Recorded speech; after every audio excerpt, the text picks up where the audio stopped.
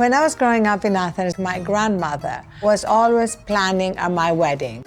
And when I was 21 and not married, she kept saying to me, I don't understand why you're not married. You're not so ugly that you couldn't find a husband. My mother, though, used to say, your dowry is your education. I literally saw a picture in a magazine of Cambridge, and I said to her, I want to go there. And everybody else around me said, oh, don't be ridiculous, you know, you barely speak English, you have no money. But my mother got some cheap tickets for us to go and see Cambridge, to make it real. It was a form of visualization. And it was like a miracle when I got in. I discovered the Cambridge Union, the university's famed debating society. But my accent was a huge impediment. When I started speaking, people would laugh, literally. On Monday, there is a debate on the English legal system. The exact motion is the present English legal system is incompatible with justice. But I kept going. I literally taught myself to speak at the union. I just loved going to the debates and listening to people's hearts and minds being moved by words. Ending negative criticism that can be stimulating.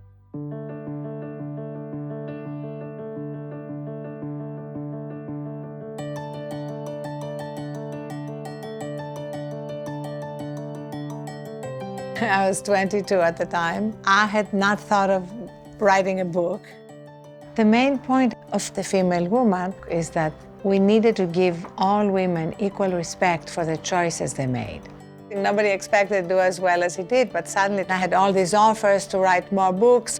My third book, a biography of Maria Callas, turned out to be a success. So when I came to America, it was an easier transition than if I was coming here to do something new.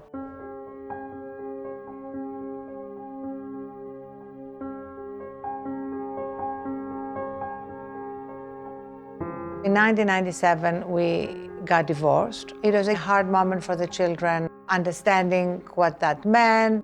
Out of difficult experiences, out of challenging experiences, you learn so much.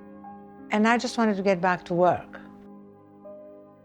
I learned so much out of the cauldron of these campaigns and being right at the center of American political life.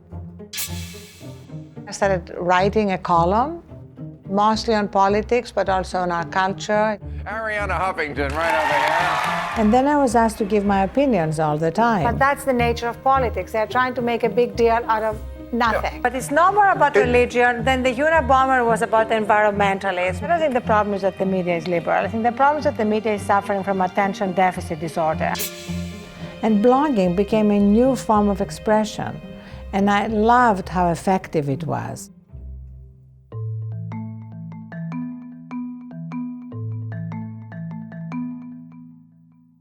Ever since I can remember, I loved starting conversations, just conversations about everything. And the longing for conversations propelled me to want to launch the Huffington Post, where people with something interesting to say can have a platform in which to say it. People from anywhere, well-known people, people nobody had heard of, and use the power of online media, use the power of the internet, which we're just beginning to understand. We got terrible reviews when we launched. One of them I've kind of learned by heart. The Huffington Post is an unsurvivable failure. But really the difference between failure and success is perseverance. After the first year, we started adding sections, and the traffic started growing. And so my dream started getting bigger, but we're still a startup.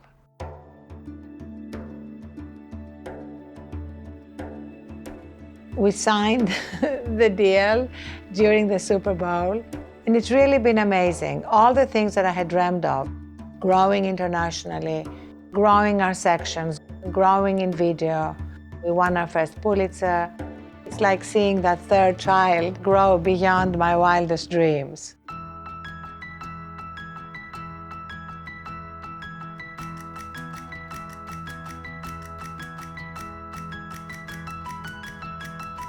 I have always been passionate about what is a good life, a meaningful life that makes a difference. And that involves leadership and the role of women in history and today. What I urge you to do is to lead the third women's revolution. The second women's revolution was powerfully led by Smith alumni, Betty Friedan and Gloria Steinem. We simply cannot wait any longer for the third revolution to begin. Having it all has to include a sense of peace and well-being and the ability to make a difference beyond our own lives. Women are leading the way in reimagining the workplace, reimagining success and the world at large. This is the time when we have to say, hey guys, this hasn't really worked. We need to change it. And if we change it, it's going to be better for women and better for men as well. You're going to be very grateful to us.